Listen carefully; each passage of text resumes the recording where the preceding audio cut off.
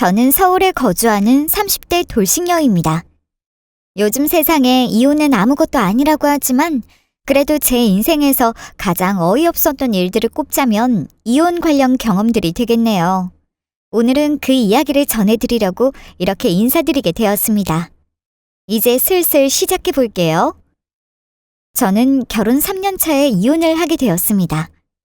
말이 3년 차지 남편과는 고등학교 재학 중에 처음 만났으니 알고 지낸 세월로 따지면 10년은 훌쩍 넘어가겠네요. 이혼 사유는 말도 안 되는 시댁의 요구사항 때문이었습니다. 제 인생의 3분의 1을 바친 연애가 설마 이런 결말을 맞을지는 누가 상상이나 했겠어요? 하지만 다시 같은 상황이 와도 제가 완전히 돌아설 만큼 그들의 요구는 터무니없었습니다. 연애하던 시기, 남편과 갈등이 없었던 것은 아니었습니다. 고등학교를 졸업 이후 서울로 대학을 간 저와 달리 남편은 지방으로 붙어서 장거리 연애를 하게 되었고 뒤이어 군대를 가버리는 바람에 생이별을 해야 했던 적도 있었습니다. 다른 연인들처럼 다투어 헤어지는 일도 있었습니다. 그럼에도 불구하고 저희는 싸우면서 성장해 간다고 믿었고 결과적으로 더 가까워지게 되었네요. 긴 연애 끝에 드디어 평생을 함께하겠다고 다짐한 저희가 부모님께 그 소식을 전했을 땐 두 분께서는 저를 따로 불러 말씀하셨습니다. 엄마 아빠 할 말이란 게 뭐야? 나 재호랑 처음 교제하기 시작한 날부터 따지면 벌써 10년이 넘었어. 그 정도 지켜봐왔으면 충분하다고 생각해서 결혼하겠다고 한 거 알지? 엄마도 재호 좋게 보고 있잖아. 부모님은 긴 교제 기간 동안 한 번도 저에게 간섭한 적 없으셨습니다. 종종 수다 떨기 좋아하는 제가 연애사를 이야기할 땐 흐뭇한 표정으로 들어주셨죠. 그래서 저는 이번에도 부모님께서 당연히 좋게 봐주실 거라고 생각했어요. 하지만 저에게 할 이야기가 있다고 부르신 두 분의 표정은 별로 좋지 않으셔서 저는 의아했어요. 내가 재호도 참 좋은 사람이고 선한 사람인 걸 봐왔고 은영이 너가 정 그렇다면 반대하지는 않겠지만 너가 미리 알아둬야 할 점이 있어서 그래. 결혼이란 건 더 이상 너희 둘만의 문제가 아니잖아. 집안과 집안이 엮이는 일이지. 너 아직 이제 30대 들어선 젊은 나이인데 이 집안과 집안이란 게 엮이면 상상하지 못할 일이 많이 일어날 거다. 나도 알고 있어. 하지만 시어머니께서도 엄마도 만나봐서 알듯이 엄청 다정하신 분인데 재호는 말할 것도 없고 신우는 뭐 약간 투덜대긴 하지만 그냥 성격이려니 할 수 있잖아. 난 그런 말을 하는 게 아니라 사돈될 집안이 있잖니? 니네 신우이 지금 졸업한 지 얼마나 됐는데 졸업하면 일 찾는다더니 아직도 카페 일 돕고 있는 것도 그렇고 더군다나 안사돈네 가게가 뭐 흔히 말하는 크게 장사하는 거면 몰라도 저번에 가보니까 말이 카페지 그냥 동네 다방이더구만. 그게 유일한 수입원이라며? 뭐 10년 넘게 그 자리에 있는 걸 보면 나름 동네 장사가 되니까 그렇게 하시지 않겠어? 남는 장사니까 하는 거겠지.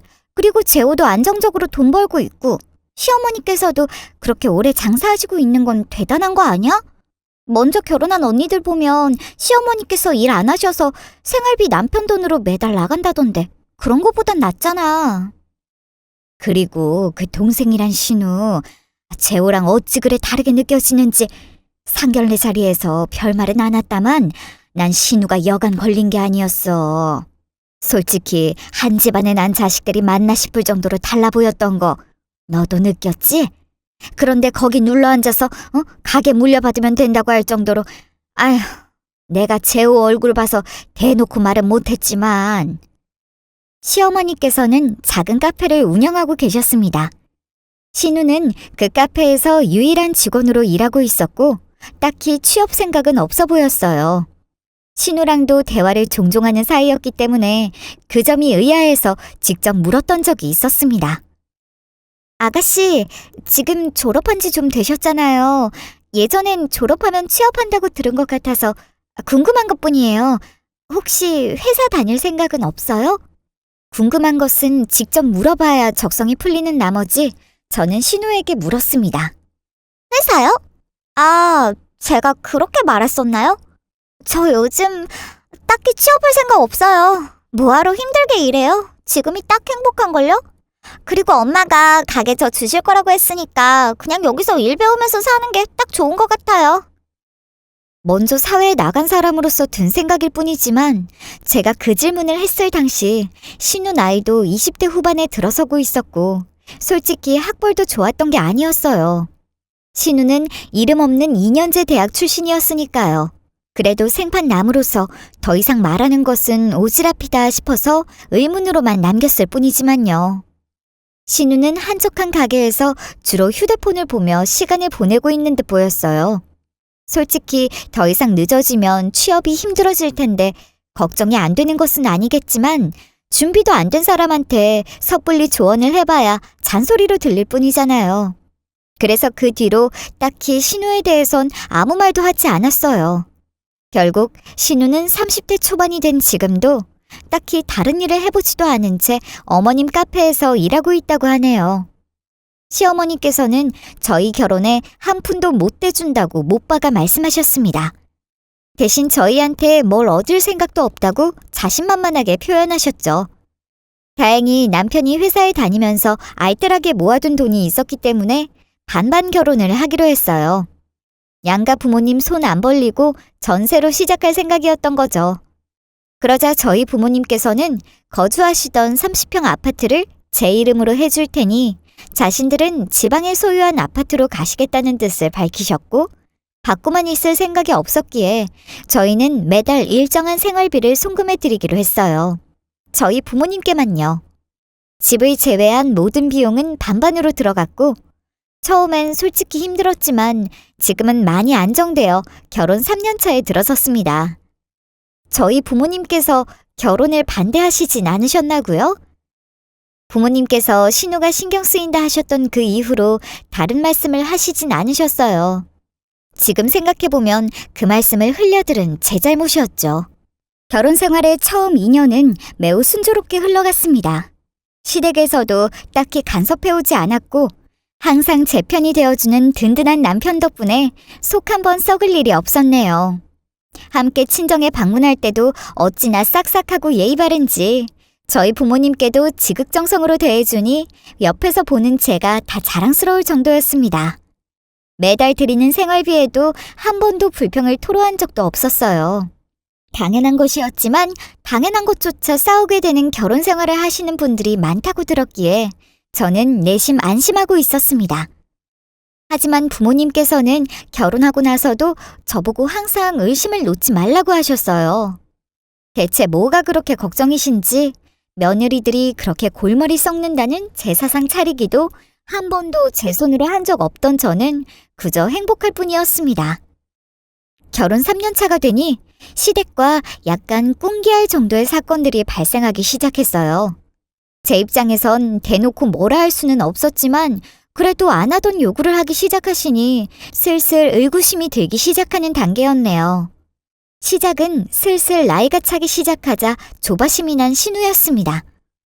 신우는 같은 여자가 봐도 매력적인 외모의 소유자였어요. 어느 정도였냐면 신우는 대학교에 다닐 때 알바로 쇼핑몰 모델 일에 합격했다고 몇 년째 자랑하고 다녔거든요. 제가 왜 합격했다고 표현했냐면 한 달도 버티지 못하고 일이 힘들다고 그만뒀다고 들었어요. 별개로 신우의 외모는 객관적으로 봐도 예쁠 정도였고 고된 일 한 번 안 하고 살아서 그런지 또래 여자들보다 젊어 보이는 건 당연했어요. 그 외모 덕분에 자기를 좋아하는 남자들이 많다고 그렇게 자화자찬을 하던데 결론은 다 똑같았습니다. 돈 못 벌어서 차 버렸다는 이야기였죠.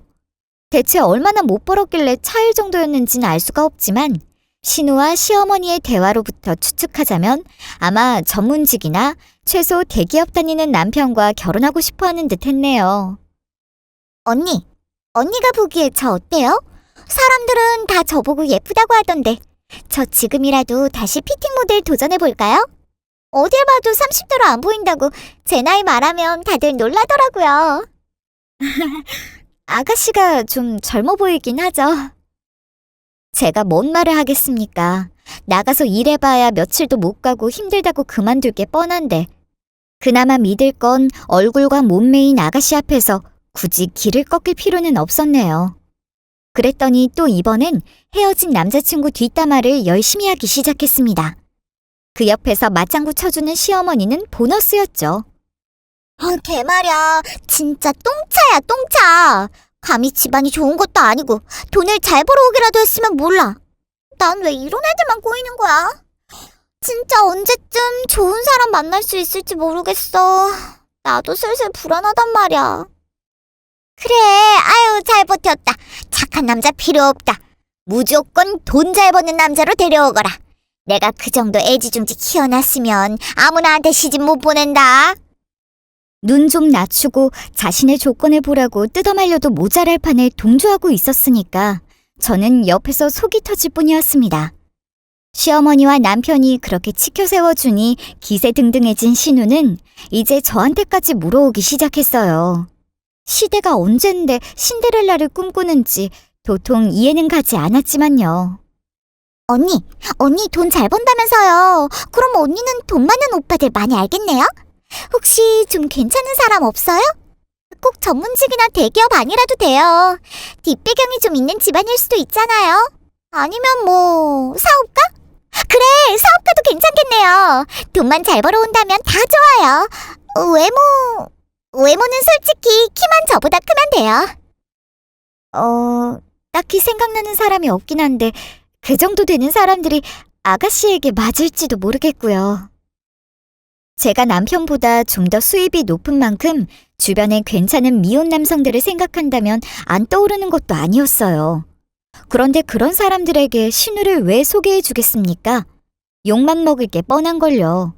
그래서 전 돌려 나름 거절한다고 한 건데 신우는 거기에 희망을 품었나 봅니다. 그 뒤로 한동안 저에게 전화를 걸어 그 이야기를 자꾸 꺼내는 바람에 참 답답할 따름이었어요.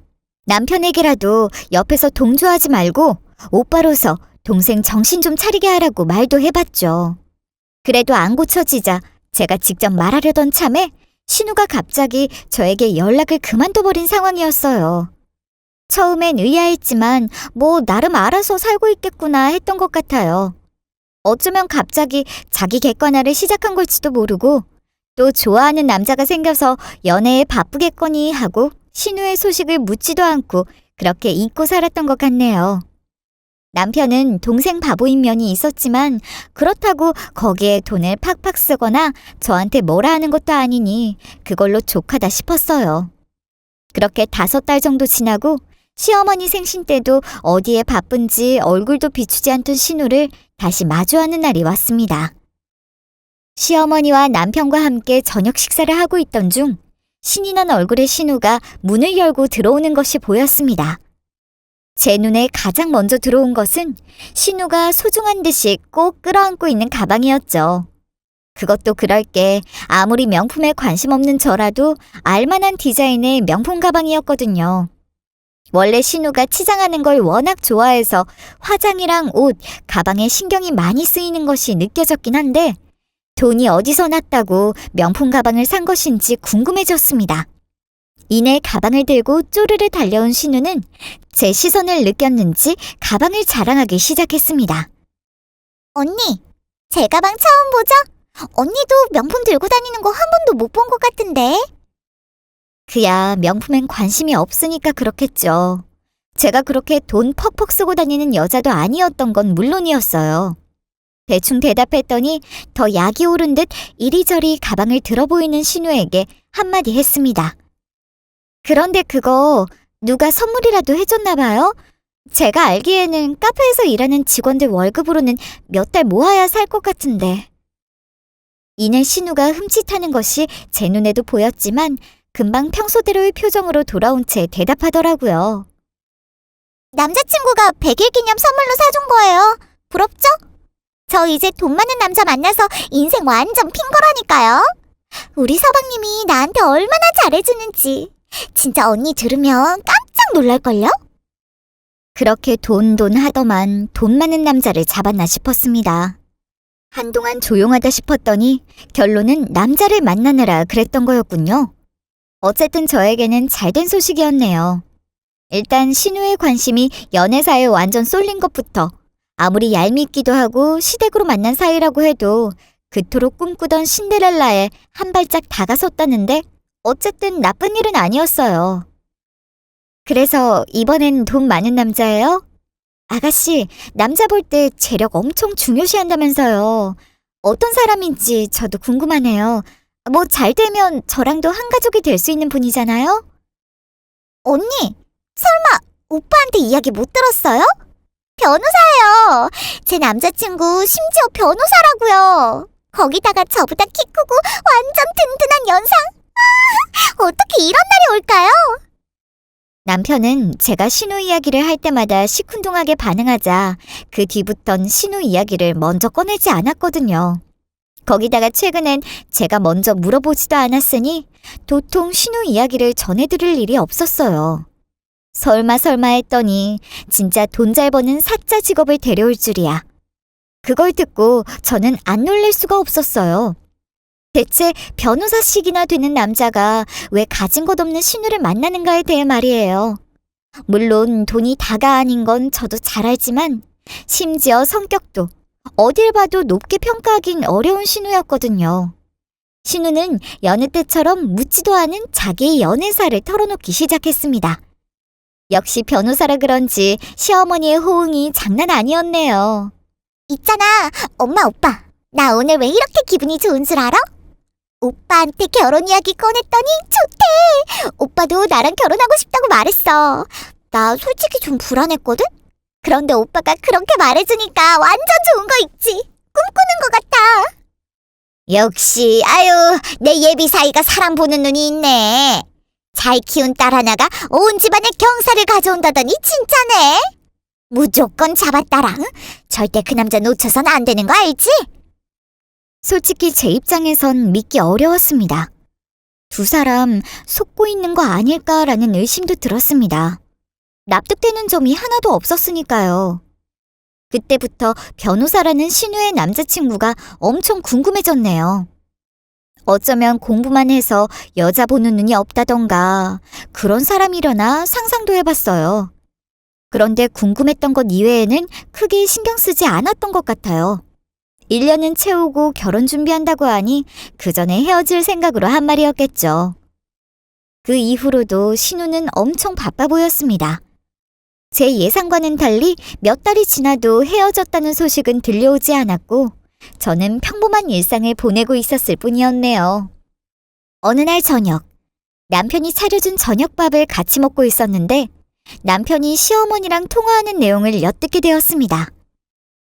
그래, 사돈네와 대화는 잘 끝났고 상견례 날짜 잡았다. 그날 너희도 시간 비어서 오도록 하거라. 빈손으로 간 건 아니고 그쪽 집안에 걸맞은 선물 준비하느라 큰돈 좀 썼다. 명품들은 또 어찌나 비싸던지. 아휴, 그래도 얼마 안 남았으니까 다들 준비하도록 해라. 기쁜 소식을 전하는 시어머니와 달리 남편은 근심 걱정 가득한 표정으로 전화를 받고 있었습니다. 그래도 잘 사는 집안에 딸내미 시집 보낸다고 명품을 선물하다니 돈이 어디서 나왔는지 시어머니가 꽤 무리하시는 것 같았습니다. 남편이 아무 일도 아니라고 했지만 남편의 그런 표정을 짓는 걸 처음 본 저로서는 뭔가 잘못되어 가고 있다는 걸 느꼈습니다. 그 뒤로도 남편은 무언가를 말하려다 멈추는 행동을 반복하곤 했어요. 참다 못한 제가 대체 무슨 일이냐고 숨기는 거 있냐고 캐물었지만 결국 대답을 듣지 못했네요. 속에서는 슬슬 의심이 들기 시작했지만 애써 아닐 거라고 믿었습니다. 설마 집안 사정을 사실대로 말하지 않은 것인가 하는 의심이요. 그것도 그럴 게 신우를 만나는 변호사 남자친구나 명품을 들고 다니기 시작한 신우나 그리고 무리하면서까지 사돈에게 잘 보이려는 시어머니까지 모아보니 어딘가 이상하지 않으세요? 상견례 날짜를 20일 남기고서야 저는 의심을 확신으로 바꿀 수 있었습니다. 어느 주말 시어머니께서 대뜸 집으로 찾아오셔서 저를 차에 태우셨어요. 저는 영문도 모른 채 끌려가는 꼴이 되어버린 거였죠. 이내 도착한 곳은 대형 백화점이었습니다. 너, 아휴, 사돈네 만났는데 입을 멀쩡한 옷 하나 없지? 이참에 다 준비하거라. 네? 아무리 상견례 자리에 나간다고 해도 백화점에서 옷 사입을 정도로 옷 없지는 않아요. 그래도 저도 격식 차릴 자리에 입는 옷들이 있거든요. 그 정도로는 안 된다. 무조건 잘 사는 집처럼 해서 나가야 해. 아가, 너 돈은 잘 벌어오잖아. 어? 이 정도는 무리도 아닐 거라고 생각한다. 그래도 너 입으로 사는 거니 잔말 말고 내 의견 따라라. 그러고는 제가 생전 관심도 없었던 명품 가게에 들어가려 하길래 저는 시어머니를 말렸습니다. 아무리 봐도 돈 낭비일 뿐이고 너무 과한 사치일 뿐이었거든요. 어머니, 제가 아는 상견례 자리는 이렇게까지 할 이유가 전혀 없어요. 형편에 맞게 격식 있는 옷을 차려입는 정도로 충분하다고 생각해요. 아무리 설득해도 제가 안 간다는 의사를 확실히 밝히자 시어머니는 그제서야 사실을 고백하기 시작하셨습니다. 아가, 미리 말 못해서 미안하다. 어차피 사돈네같이 뵈러 가기 전에 너한테도 말해야 할 거니까 지금 여기 말아마. 사실 모든 결혼이 다 그렇지만 없는 척할 필요 없다. 어? 없어도 어떻게든 있는 척해야 한다. 지금 이 상황이면 더 그런 거 너도 이해할 거라고 생각하니 좀만 내 말 듣거라. 변호사를 사이로 들을 수 있다는데 내가 뭔 짓을 못하겠니? 어머니, 그래서 대체 무슨 있는 척을 하시는 건데요?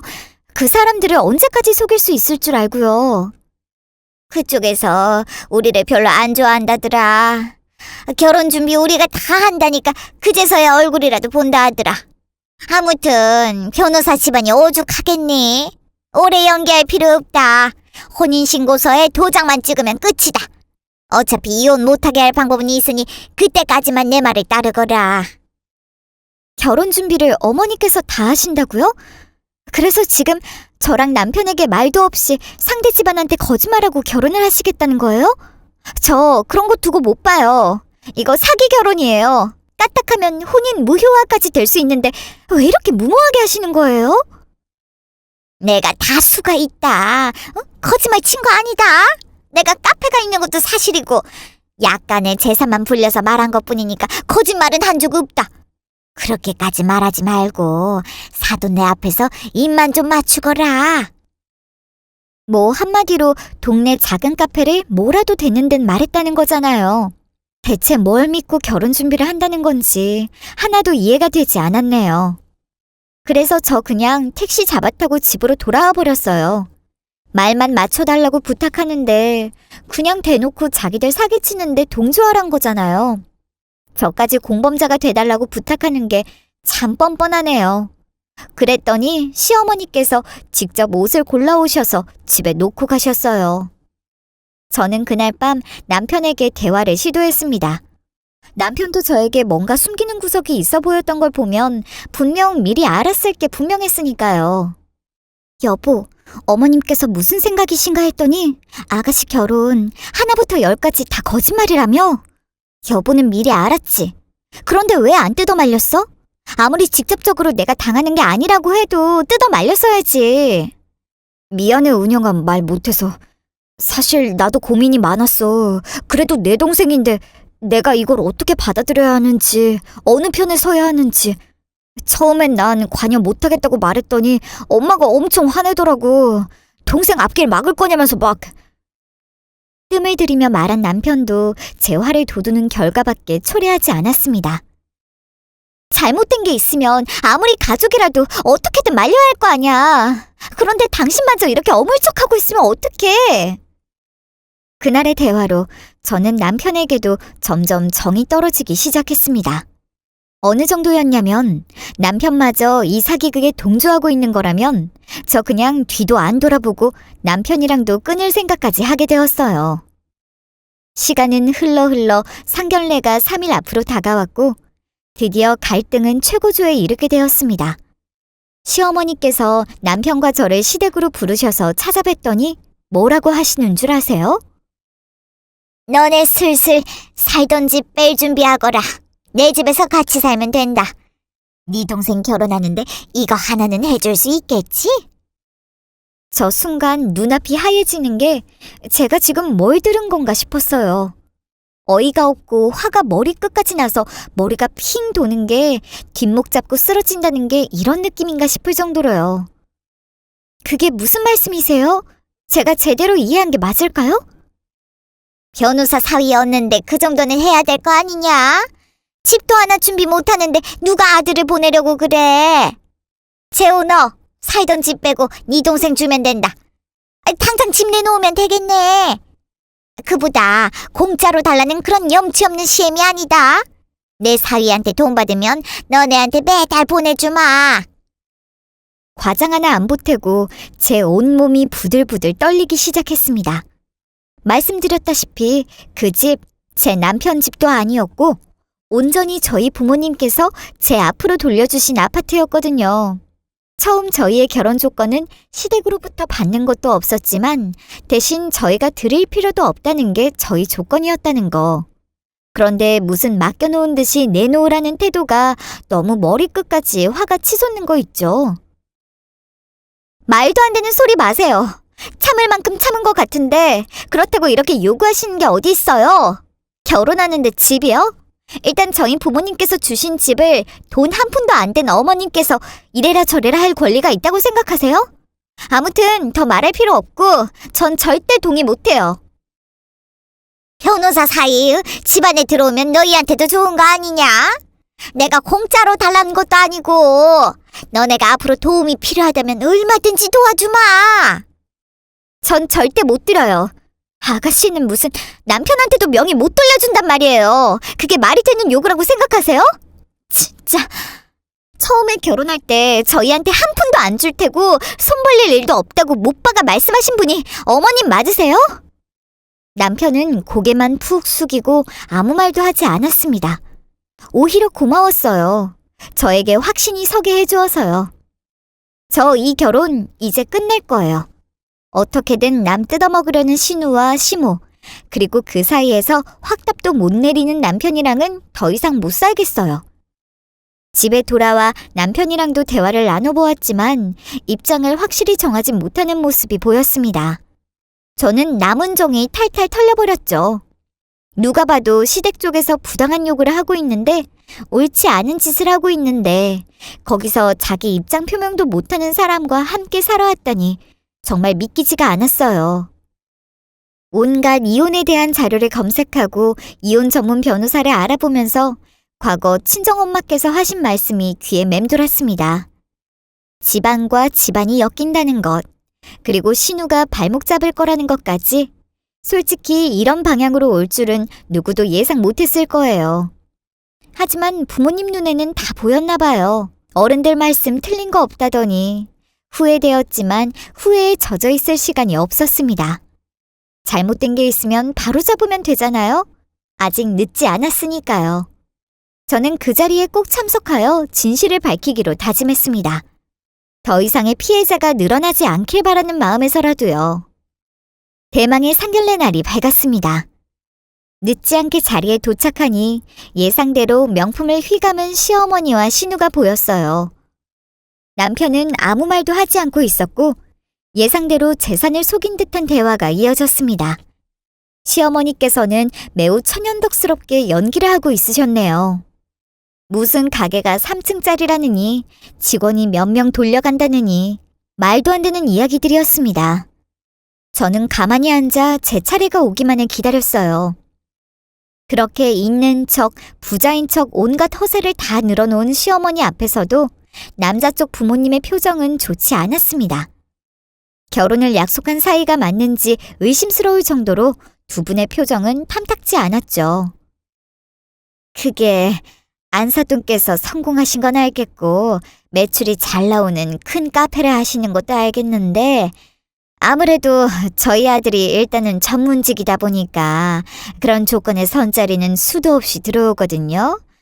딱히 저희로서는 만난 지 1년 남짓 넘은 사이에 결혼해야 할 만큼의 가치를 못 느끼겠단 거죠. 집사람 의견에 저도 동의합니다. 솔직히 기분 상하실까봐 말씀은 미리 못 드렸는데 솔직한 의견으로서는 벼락부자의 장사를 한다는 게 또 경기가 어려울 땐 언제 매출이 떨어질지도 모르는 노릇이거든요. 너무 나쁘게만 듣지 않으셨으면 합니다. 저희 입장도 충분히 이해해 주실 거라고 생각합니다, 사돈. 솔직히 남자 쪽에서 저 정도로 말씀하셨으면 거절의 의미로 받아들였을 법도 한데 시어머니께서는 포기하지 않았습니다. 눈에 불을 켜고 다른 조건들을 제시하시기 시작했거든요. 그럼요. 충분히 이해됩니다. 대신 결혼이 성사된다면 제한이 하나 더 있습니다. 저희가요, 저번에도 말씀드렸지만 서울 한복판에 집이 있단 거 아니겠습니까? 거기도 구축도 아닐 뿐더러 싹 리모델링해서 깔끔하답니다. 평수도 34평이니 아드님이랑 둘이 살기 딱 적합할 겁니다. 그것뿐입니까? 혼수 준비도 다 하도록 한다고 말씀드렸으니 결혼만 허락해 주십시오. 시어머니께서는 저희 부모님께서 물려주신 집을 마치 제 집인 양 소개하기 시작했습니다. 솔직히 며칠 전에 미리 말씀해 주신 것만 아니었으면 이게 어떻게 돌아가는 상황인지도 몰랐을 텐데 모든 속셈을 알고 나니 가증스럽기 짝이 없었습니다. 어두운 표정으로 자리에서 일어나려던 남자네 부모님은 시어머니의 말에 다시 자리에 앉는 것이 보였습니다. 남는 집이 있으시다니 거참 서울 한복판이면 땅값부터 장난 아닐 텐데 보통 재력은 아니신가 봅니다. 남는 비용도 손수 다 하겠다고 하시면 말씀은 더 나눠보도록 하겠습니다. 맞아요. 솔직히 저희가 성공한 아들이랑 결혼할 며느리 드리는데 그 정도 정성을 보여주시는 사돈네가 필요하다고 생각했거든요. 그 뜻을 알아주는 안사돈이 나타날 줄이야. 그런데 하나 궁금한 게 장사를 하셔서 번 돈으로 그 집을 놓아주신다기엔 아무래도 이해가 안 되는 점이 있어서 그러거든요. 그의 시어머니께서는 당황하신 듯 잠시 말을 잇지 못하셨지만 언제 그랬냐는 듯 저에게 눈짓하며 환하게 웃으셨어요. 여기 앉아있는 우리 첫째 며느리가 좀 보탰습니다. 제가 참 며느리의 사위에 잘 키운 자식들과 더불어 들어오는 인연들을 볼 때 저도 이렇게나 하늘이 돕는 인물이라고요. 어머, 며느님께서 능력이 엄청나신 분인가 보네요. 이미 능력 있으신 분이 사돈네 집안에 들어와 계실 줄이야. 그러면 저희로서도 안심되는 거 아니겠어요? 보태고 뭐고 제 집이었잖아요. 더 이상 참고 있을 이유도 없고 이쯤 되면 제 차례라고 생각해서 나서기로 결심했네요. 어머님께서 무슨 집이 있으시다고 말씀하시는지 전 아까부터 하나도 이해가 되지 않네요. 서울 한복판대 34평 아파트라면 그거 저희 부모님께서 제 앞으로 돌려주신 집 말씀하시는 것 같은데 어머님께서 심지어 작은 빌라에 새들어 사시는 거라 제가 봐왔잖아요. 그러신 분께서 무슨 집이 있으시다는 건지 모르겠네요. 제가 끼어들자 자리의 분위기는 한순간에 싸해졌어요. 찬물을 끼얹었다는 표현이 딱 적합하겠네요. 그래도 저는 적어도 제정신 박힌 사람으로서 여기서 진실을 밝혀야겠다고 생각을 했어요. 억울하게 속는 사람 없게 하기 위해서라도 더 이상 참고만 있을 수는 없었습니다. 말씀드렸듯이 제 명의 집이고요. 심지어 남편이랑 공동 명의도 아닌 제 단독 명의 아파트예요. 저희 부모님께서 물려주신 세대예요. 며칠 전부터 집 달라고 집 빼서 저 여자 달라고 그렇게 난리를 치더니 거절해도 끈질기게 따라붙더니 이럴 작정이었군요. 저게 무슨 말을 하는 거냐 지금. 아닙니다 사돈. 네가 미쳤냐? 시어머니께서 삿대질을 하며 뒷목을 잡으셨지만 저는 그만두지 않았습니다. 할 말 아주 많았거든요. 아까부터 들어보니까 3층짜리 카페라니 대체 무슨 말을 하는지 하나도 이해가 안 가거든요. 카페 가보신 적 없는 것 같으신데 진짜 저희 시어머니가 운영하시는 곳 사진 보여드릴까요? 제가 운영하는 SNS에는 시어머니의 카페 포스팅이 있었거든요. 평소 꾸준히 SNS 관리를 해왔던 저였기에 신우의 부탁으로 홍보를 진행하게 된 거였지만요. 하나씩 사진을 넘기기 시작하니 신우와 시어머니께서 카페에서 일하는 사진도 나오네요. 여기까지 제가 설명해 드리자 남자 쪽 부모님의 표정은 말할 필요 있겠어요? 여기 앉아있는 이 여자요. 뭐라고 들으셨는지는 모르겠는데 맨날 돈 많은 남자만 만날 거라고 노래를 부르더니 참 이런 사기꾼 집안인 줄 알았으면 저도 진작 도망갔을 거예요. 안타깝게도 며칠 전에 알아서요. 저도 곧 나갈 겁니다. 염치도 없고 양심도 없는 이딴 집안에서 나갈 거라고요. 너 제정신이야? 네가 뭔데 그러는데? 신우와 시어머니께서 돌아가며 저에게 소리 질렀지만 저는 개의치 않았습니다. 한참을 씩씩거리던 남자 쪽 부모님이 드디어 진정이 된 것으로 보였어요. 사돈, 아니 아줌마, 그리고 너 돈 잘 번다며. 진짜 근본 없는 여자인 것 딱 봐도 보였는데 그래도 우리 마음에 들려는 노력이 가상해서 자리에 나와준 거구만. 딱 첫인상이 맞았네. 아니 그게 안사돈 좀 말 좀 들어보시오. 저 여자가 지금 다 모함하는 거라고요. 이거 놔요. 어딜 더러운 손을 갖다 대.